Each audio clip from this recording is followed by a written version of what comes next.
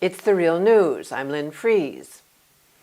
Independent human rights expert Philip Alston has been designated by the United Nations Human Rights Council to monitor and advise on extreme poverty and its intersection with human rights. Philip Alston has a mandate to visit and investigate countries with high levels of deprivation and then report those findings to the United Nations. Recently, Philip Alston released his preliminary findings of his visit to the UK to investigate poverty in the United Kingdom. In June, he'll present a full report to the UN Human Rights Council. Why would Philip Alston, as United Nations Special Rapporteur on extreme poverty, want to visit the United Kingdom, one of the richest countries in the world and fifth largest economy? Here to talk to us about his work as Special Rapporteur and specifically his investigation of poverty in the United Kingdom is Philip Alston. Our guest joins us from New York, where he's a professor of law at NYU. Philip Alston, welcome. Thank you. First, I'd like to ask you to talk about the main thrust of your report into poverty in the United Kingdom. As you say, it's the fifth largest economy in the world. It's a country that currently has record levels of employment, where the economy is actually doing very well. What I discovered is that there are some very significant number of people living in poverty, according to the statistics that are generally accepted by the government, 1 person in 5. And there's a very detailed analysis by the Joseph Rowntree Trust, which documents 1.5 million people living in a state of destitution. In addition to that, what I found is that the cuts that have been introduced under the rubric of austerity have really made a huge difference to the way in which Britons generally are living. Their community life has been pretty dramatically impoverished over the last 8 years. Give viewers some context on a tweet you posted saying that the UK government has a set of talking points about poverty and employment that 1, don't address poverty, 2, use carefully chosen and misleading statistics to paint a rosy picture, 3, ignore the horrible situation in which a large number of Britons live. That's not the way to find solutions. Well, the government doesn't focus on the question of poverty. The government keeps repeating the fact that there are now more people in employment than there were in 2010, which is not difficult to predict, given that there's full employment now, and in 2010 was the aftermath of the Great Recession, so things were in a particularly bad state. They believe that full employment equals no poverty. So if the great majority of people are out of work, then there shouldn't be any poverty. The problem is not only the statistics, which, as I said, are the government's own statistics, but also those of all of the most trusted think tanks and expert bodies, but the stories that one hears from people around the country who are experiencing great pain, who are having considerable difficulties living on the sort of wages that they're receiving and the level of benefits that are now available from the government. So they really are feeling the pain, and it's a very different picture from the one that the government presents. Comment also on this related tweet in which you said the UK government can't keep touting employment statistics as an answer to poverty when 60% of those in poverty are in working families, and 2.8 million people are in poverty in families where all adults work full-time. Yes, so the problem is that one can be in employment but still earning very low wages. Again, more recent studies show that a very significant number of people who are in employment are earning below what the UK calls the living wage. In other words, the minimum amount that would be needed to live decently. So many of the sort of jobs that are being created provide almost no benefits, provide very low wages, and are quite unstable.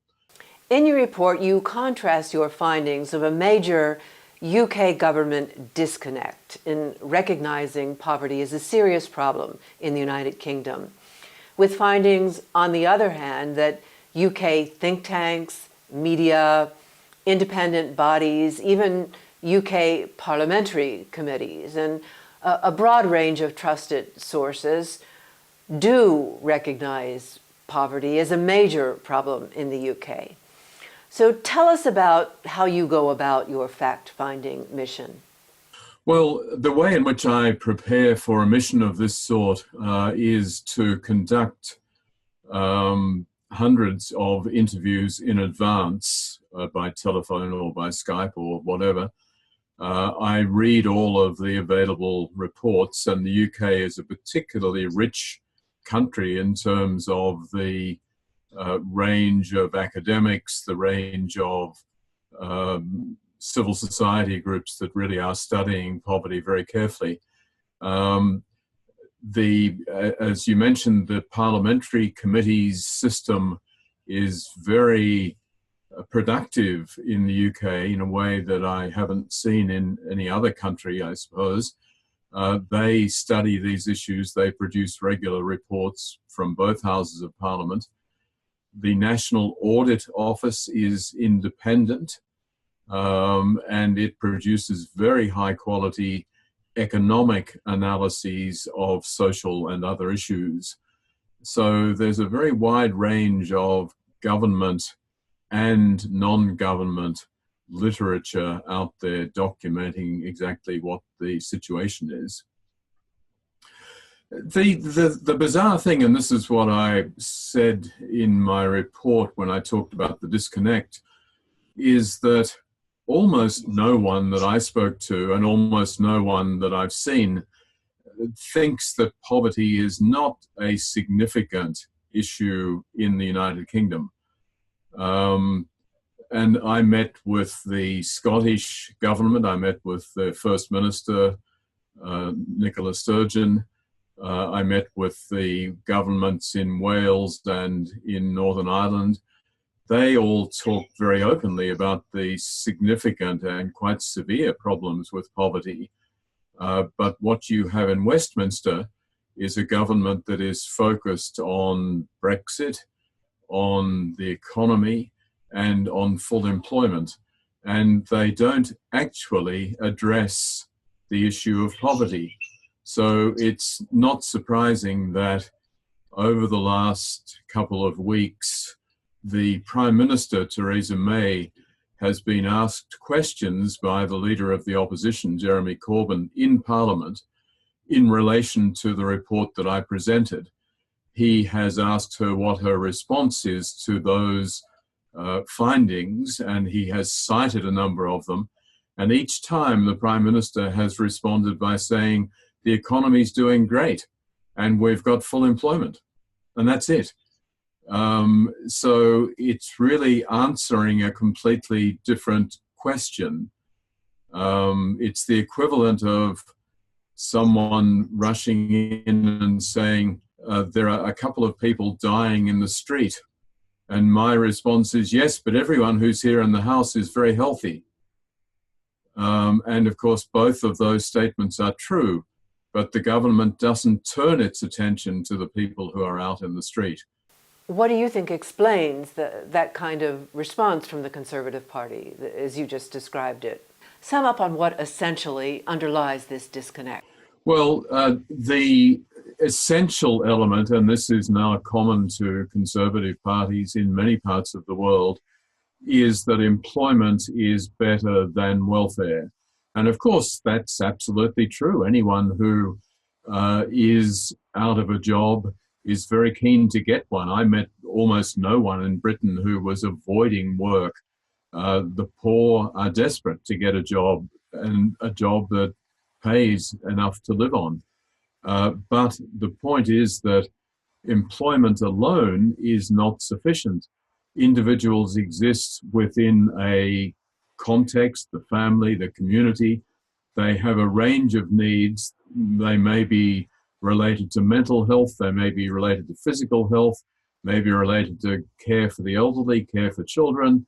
They may have breakdowns, they may have divorces, whatever.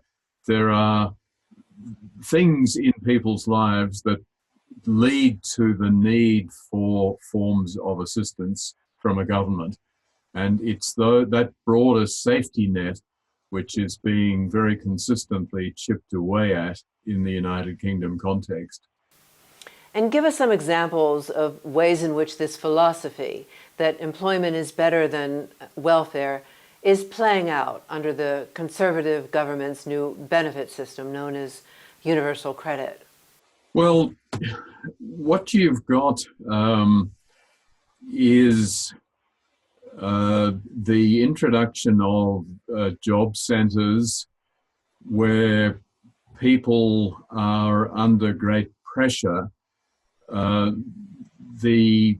Each so-called work coach who supervises a significant number of people who are on benefits is really required to deal with a lot of people each day. So the amount of time that is available for any particular person is quite limited. The punishments that are handed out by the work coaches for even very minor infractions are very severe. The sort of documentation that is constantly required, it's all now done online. There are a few minor exceptions, but the government is trying to make sure that everybody does this online, including uploading documents and so on. And of course, there are many people who are unemployed who have never worked in offices and really barely used computers. And so that, again, makes it all very difficult for them. I think what's been put in place is a series of obstacle courses. The figures show that something like a third of people who start filling out the applications for universal credit don't complete it. The government doesn't have any detailed explanation for that, but certainly people I spoke to said it's also demanding, it's tough, and people just find themselves unable to cope, so they don't do it. You report that the highest toll in all this falls on those least able to bear it. Give us an example from your findings. The group that was really most vocal in speaking with me are people with disabilities. Now, that's a pretty large group, people who have a disability of one kind or another. They point to the fact that many of them, probably most, I would say, are in the process of being, quote, reassessed.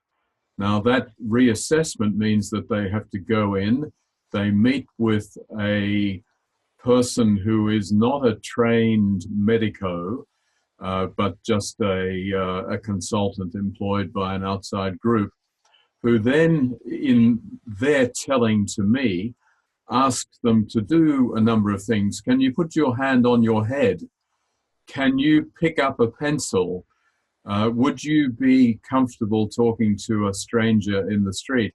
And when the answers to all those questions are positive, the outcome is that the assessor says, you know what, you're able to work. So we're going to take away your disability assessment and you should simply go out and get a job. And the people who told me that, many of them, many cases presented to me, had detailed documentation from their specialists, from doctors and others, detailing what they were not able to do and why they weren't able to do many types of job. But that's simply being overlooked, and these people are now under great pressure to get out into the workforce and perform like anyone else. Women who are in single families and who have children, they too find that there are no concessions made to the fact that they're balancing all sorts of other obligations. They still have to turn up very regularly at the job centre, to be reporting in, to be putting in 35 hours job searching and so on, despite all of the other pressures on their lives. So I think there are quite a few different groups that are negatively affected by all of this, and they are, of course, the low-income groups. You report a gender dimension in your findings on how the highest toll on this falls on those least able to bear it. Tell us about that.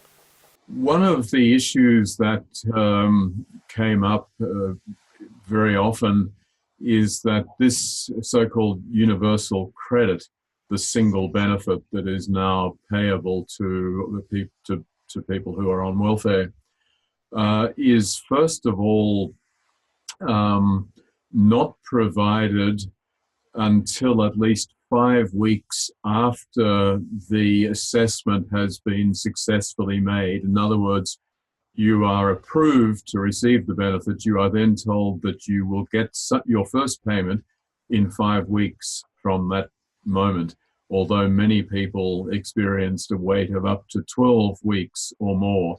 During that period, they have nothing to live on, and that really is particularly cruel and harsh. But another element that's related to it, and that affects women in particular, is that universal credit now brings together all of the benefits for a single household. And the payment is made to one person only in that household. The person who gets it overwhelmingly is the male. And so many women suddenly feel much more vulnerable because all of the income is going to the male in the household and not to them. They feel that this increases rates of family violence. It puts them very much at the mercy of the male in the household and so on. They have requested that the government agree to make separate payments, but the government has refused. Its claim is that this would be too expensive, but it hasn't produced any figures to back that up. And since the whole system is very highly automated, it would be surprising if they were not able to make that adjustment at a reasonable cost. We're going to break and be back with our guest for part 2 of this conversation with United Nations Special Rapporteur on Extreme Poverty and Human Rights, Philip Alston. Philip Alston, thank you. Thanks, Lynn. And thank you for joining us on the Real News Network.